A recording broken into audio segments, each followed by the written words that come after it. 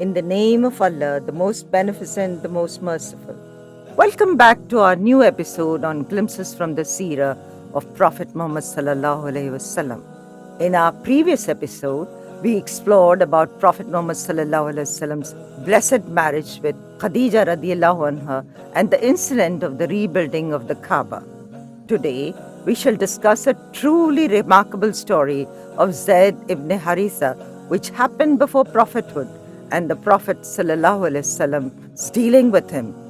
After this, we shall step into one of the most monumental moments in all of human history, the beginning of revelation and the events that unfolded during this time.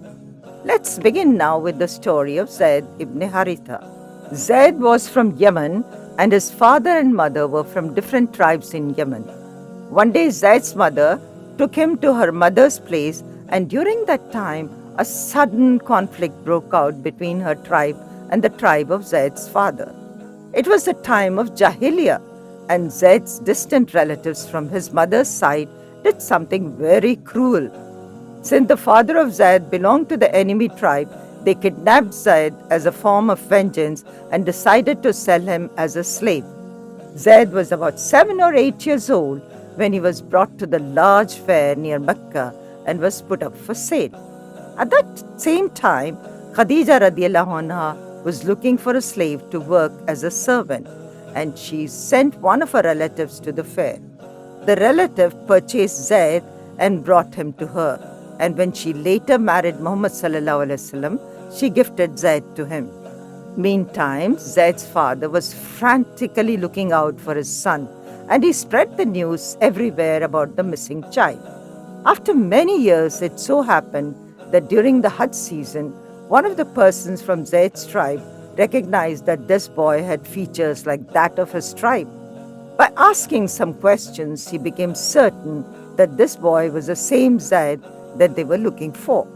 Zayd's father was informed of this, and he collected whatever wealth he had with him and left to Mecca along with his brother. They came to Muhammad sallallahu alaihi wasallam and started praising him about his lineage, his trustworthiness, and his honesty. They then pleaded with him, saying that they have come to take their son back and would offer any ransom that he wanted, but requested that he be generous with them. Muhammad sallallahu alaihi wasallam said that he will leave the matter up to Zayd. If he chooses you, I'll send him back without any ransom. But if he chooses me, then I can never turn away someone who chooses to stay with me.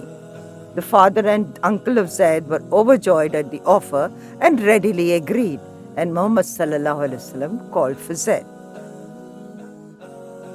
Zayd was around 25 years of age by then. He had spent at least 7 to 8 years of his life in the house of Khadija radiallahu anha and further 10 years with Muhammad sallallahu alaihi wasallam. Muhammad sallallahu alaihi wasallam asked Zayd if he recognized these men, and Zayd readily recognized them as his father and his uncle. The father and the uncle rejoiced and tears flowed as they bonded with their son after so many years. Muhammad sallallahu alaihi wasallam then said to Zayd that they have come to take him back and that he has left the decision to Zayd. The Prophet sallallahu alaihi wasallam told Zayd, so choose between the two of us. You can go back with your father and uncle, or if you want, you can remain with me. Without any hesitation and with a voice full of conviction, Zayd replied, I will never choose anyone over you, for you are to me more than a father and an uncle combined. Zayd's father could not believe this and was stunned. He voiced out, have you lost your mind? You choose to remain a slave instead of returning home as a free man? Zayd responded saying, the way this man has loved me and treated me, I cannot choose anyone over him. At that moment, Muhammad sallallahu alaihi wasallam took Zayd by his hand and walked towards the Kaaba. He then made a public announcement, O people of Mecca, I want you to testify that from now on, Zayd is a free man and I have adopted him as my son. From that day onwards, Zayd was known as Zayd ibn Muhammad. Zayd ibn Muhammad was the title given to Zayd, and everyone recognized him as the son of Muhammad sallallahu alaihi wasallam. This was the case until Allah revealed Surah Al-Ahzab, ayah number 5. which said to call your adopted sons by their father's name. It was then that his name was changed to Zayd ibn Haritha. The status of Zayd is such that he is the only Sahabi mentioned by name in the Quran in Surah Al-Ahzab, ayah number 37. The Prophet ﷺ sent Zayd radiallahu anhu on at least 10 expeditions, and he was the commander in each of them. He was martyred in the Battle of Mu'tah between the Muslims and the Romans, wherein he served as the first commander of the Muslim army. With most of the important incidents before prophethood covered, we shall now move on to the one monumental moment in human history, the beginning of revelation. Muhammad ﷺ was about 40 years of age, and he would often seclude himself in the cave of Mount Hira. Muhammad ﷺ would take some food and water to the cave and spend a number of nights sitting there and contemplating. Whenever he ran out of water, he would come down to his home to Khadija radiallahu anha and take care of the family matters and return to Mount Hira. During these days, some unusual things started to happen, and these incidents are captured in a hadith in Sahih Muslim. He, Prophet Muhammad ﷺ, would hear voices of salam, but not see anyone, only to realize that it was coming from the rocks and stones in his path. Near about 6 months before the first revelation, Muhammad ﷺ would see a dream every night, and it would come true the next day.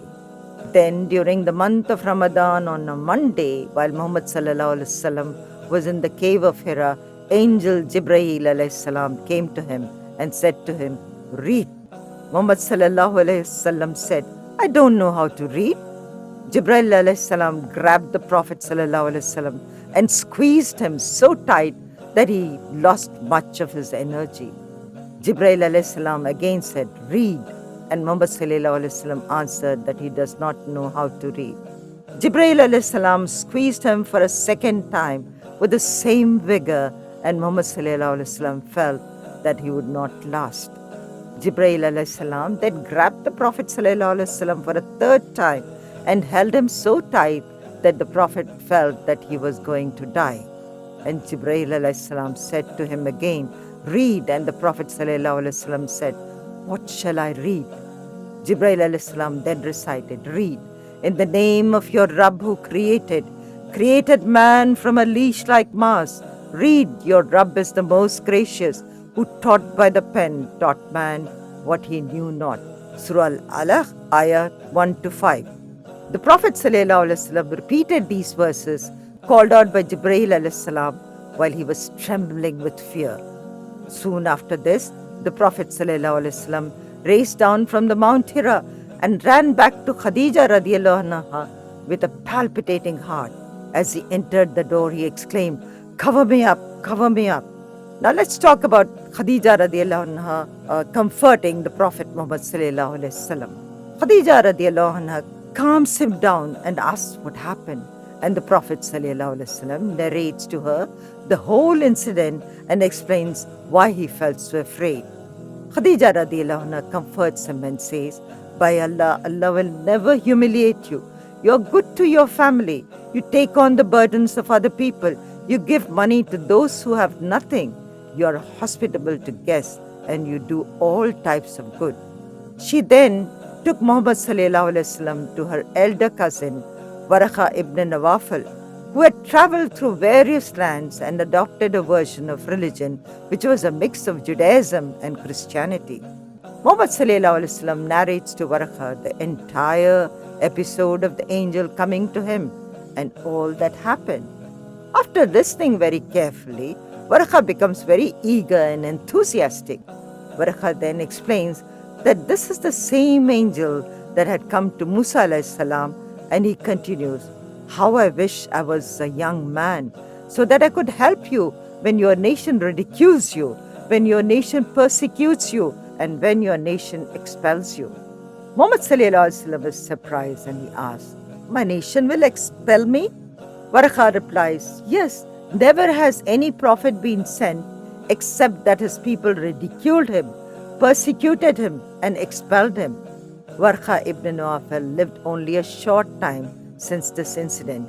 Years later, Waraqa's relatives would ask the Prophet Muhammad sallallahu alaihi wasallam about his fate in the hereafter, to which the Prophet sallallahu alaihi wasallam said, I saw him wearing white robes, blessed with gardens in paradise. Now let's talk about the second revelation. After the first revelation at Mount Hira, there was no revelation for some time. It allowed the Prophet ﷺ to settle down and to realize that something extraordinary was happening to him. However, the Prophet ﷺ felt very anxious about the earlier events and why he was not receiving further revelation. Then one day, while he was walking, he heard his name being called out. The Prophet ﷺ looked left and right but could not see anyone until he finally looked up and saw Angel Jibreel alayhi salam. The Prophet ﷺ said, I saw the same angel that I had seen in Cave Hira. He was in his full angelic form, covering the space between the heavens and the earth. Allah describes this incident beautifully in the Quran in Surah Najm, ayahs 7 to 9.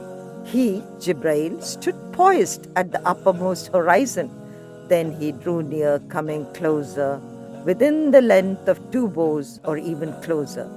The Prophet ﷺ describes that he began to tremble and palpitate, and he rushed back to Khadija radiallahu anha again saying, cover me, hadith from Sahih al-Bukhari. That's when Jibreel alayhi salam came to Prophet Muhammad ﷺ with the second revelation, which forms the first 7 ayahs of Surah Al-Mudassir. O Mudassir, one wrapped up in garments, stand up and warn. Proclaim the greatness of your Rabb. Purify your clothes. Keep yourself away from idols. Do not favor others to expect a gain, and be patient for the sake of your Rabb. Surah Al-Mudassir, ayah 1 to 7. After this incident, the revelations became more regular and came in frequent intervals to the Prophet Muhammad sallallahu alaihi wasallam. Prophet sallallahu alaihi wasallam understood that he needed to address this message to his people, and we shall discuss about the early converts in the next episode, inshallah.